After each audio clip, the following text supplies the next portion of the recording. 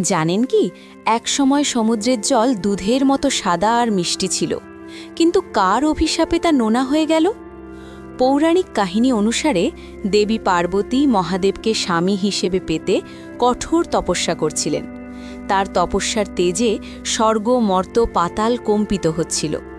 পার্বতীর রূপ দেখে মুগ্ধ হয়ে সমুদ্রদেব তাকে বিয়ের প্রস্তাব দেন, কিন্তু পার্বতী তাকে প্রত্যাখ্যান করে জানান যে তিনি মন থেকে মহাদেবকেই পতি হিসেবে গ্রহণ করেছেন। এতে সমুদ্রদেব ক্ষুব্ধ হয়ে ওঠেন এবং মহাদেবকে নিয়ে কটু কথা বলেন। তিনি বলেন, মহাদেবের তুলনায় তিনি অনেক বেশি শক্তিশালী ও ঐশ্বর্যশালী।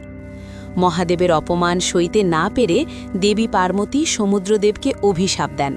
তিনি বলেন, যে জলের মিষ্টতা নিয়ে সমুদ্রদেবের এত অহংকার, সেই জল আজ থেকে নোনা ও পানের অযোগ্য হয়ে যাবে। সেই থেকেই সমুদ্রের জল নোনা।